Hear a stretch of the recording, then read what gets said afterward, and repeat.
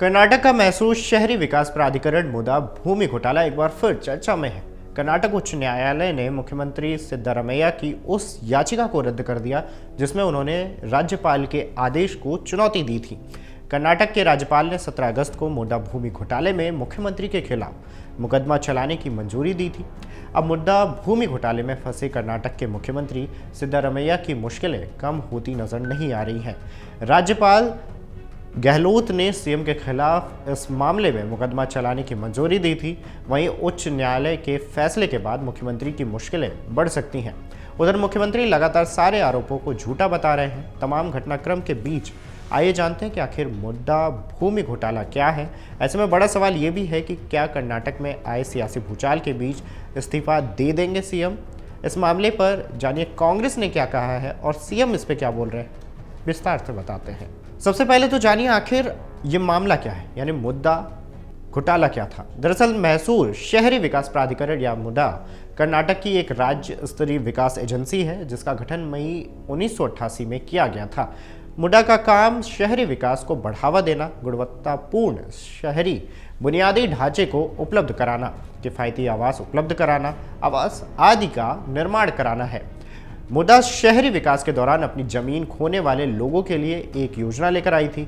50-50 नाम की इस योजना में जमीन खोने वाले लोग विकसित भूमि के 50% के हकदार होते थे। यह योजना 2009 में पहली बार लागू की गई थी, जिसे 2020 में उस वक्त की भाजपा सरकार ने बंद कर दिया था। सरकार द्वारा योजना को बंद करने के बाद भी मुडा ने 50-50 योजना के तहत जमीनों का अधिग्रहण और आवंटन जारी रखा। सारा विवाद इसी से जुड़ा है। आरोप है कि मुख्यमंत्री सिद्धारमैया की पत्नी पार्वती को इसी के तहत लाभ पहुंचाया गया था। अब इस मामले में मुख्यमंत्री की पत्नी का 50-50 योजना से क्या संबंध भी सामने आया है, वो भी बताते हैं। तो आरोप है कि मुख्यमंत्री की पत्नी की 3 एकड़ और 16 गुंठा भूमि मुडा द्वारा अधिकृत की गई थी। इसके बदले में एक महंगे इलाके में 14 साइटें आवंटित की गई।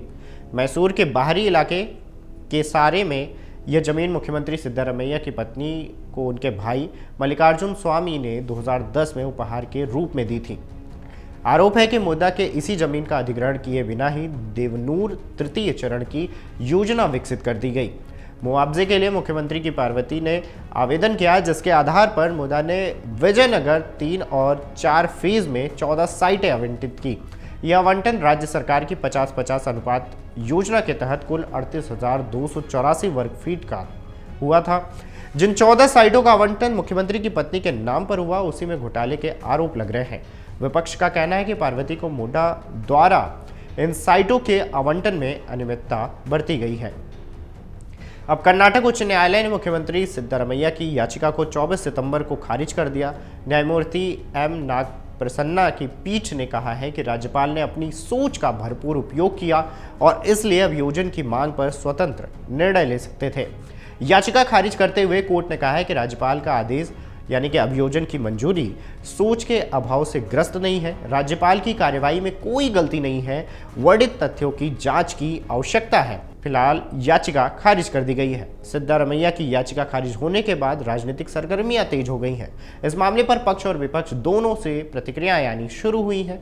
जहां कर्नाटक में विपक्ष में बैठी भाजपा मुख्यमंत्री के इस्तीफे की मांग कर रही है, तो वहीं कांग्रेस ने सिद्धारमैया का बचाव करते हुए कहा है कि इस्तीफे देने का सवाल ही पैदा नहीं होता है। कर्नाटक के उप मुख्यमंत्री डीके शिवकुमार ने कहा है कि मुख्यमंत्री के इस्तीफे का कोई सवाल नहीं है। उन्होंने कुछ गलत नहीं किया है, वह किसी घोटाले में शामिल नहीं है। ये भाजपा की राजनीतिक साजिश है। हम उनके साथ खड़े हैं, हम उनका समर्थन करते हैं। उन्होंने देश, पार्टी और राज्य के लिए अच्छा काम किया है। इसके साथ ही कर्नाटक के मंत्री रामलिंगा रेड्डी ने इस मामले पर मीडिया से बातचीत करते हुए कहा कि वह एक साफ हाथ वाले मुख्यमंत्री हैं। हमें ऐसा मुख्यमंत्री नहीं मिलता। वह 100% साफ सुथरे व्यक्ति हैं। बीजेपी के लोग भारत में सबसे भ्रष्ट लोग हैं। उनके शब्दों का कोई मूल्य नहीं है। अब सिंगल जज बेंच ने गवर्नर की अनुमति को बरकरार रखा है। Double bench, full bench, supreme court भी है। हम लड़ेंगे। बीजेपी के पास सिद्धारमैया का इस्तीफा मांगने का नैतिक अधिकार नहीं है। सिर्फ कांग्रेस ही नहीं बल्कि पूरा कैबिनेट, विधायक और हाई कमांड मुख्यमंत्री सिद्धारमैया के साथ खड़ा रहेगा। उन्हें इस्तीफा क्यों देना चाहिए? यदि येदियुरप्पा और कुमार स्वामी के बारे में एक डिनोटिफिकेशन केस है, पहले उन्हें इस्तीफा देना चाहिए। उधर इस मुद्दे को लेकर विपक्ष लगातार कांग्रेस सरकार पर हमलावर है और सिद्धारमैया से इस्तीफे की मांग भी कर रही है।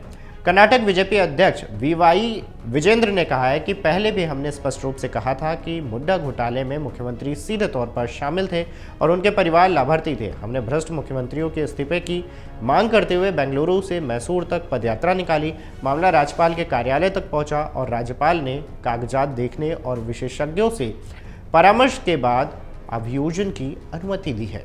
उन्होंने आगे कहा कि मुख्यमंत्री और उनके कैबिनेट सहयोगियों ने राज्यपाल के कार्यालय के खिलाफ कई आरोप लगाए हैं। अब जब मामला उच्च न्यायालय पहुंचा तो आज उच्च न्यायालय ने अपने फैसले में स्पष्ट रूप से कहा कि राज्यपाल की कार्रवाई कानून के अनुसार थी। यह निर्णय दर्शाता है कि मुख्यमंत्री और उनका परिवार घोटाले में शामिल है। हम पिछले 2 महीने से मुड्डा घोटाले में मुख्यमंत्री के इस्तीफे की मांग कर रहे हैं। मुझे उम्मीद है कि मुख्यमंत्री सिद्धारमैया उच्च न्यायालय के फैसले का सम्मान करेंगे और इस्तीफा दे देंगे। वहीं जुलाई के मध्य में राज्य सरकार ने मुड्डा द्वारा जमीन के आवंटन में कथित अनियमितताओं की जांच के लिए एक सदस्यीय न्यायिक आयोग का गठन किया था। यह न्यायिक आयोग कर्नाटक उच्च न्यायालय के पूर्व न्यायाधीश PN देसाई की अध्यक्षता में बनाया गया था। आयोग को अपनी ही जांच पूरी करने और सरकार को रिपोर्ट सौंपने के लिए 6 महीने का समय दिया गया। अगर आप ये वीडियो YouTube पर देख रहे हैं तो हमारे चैनल को सब्सक्राइब करें और बेल आइकन को दबाना ना भूलें। अगर आप Facebook पर ये वीडियो देख रहे हैं तो हमारे पेज को लाइक करें।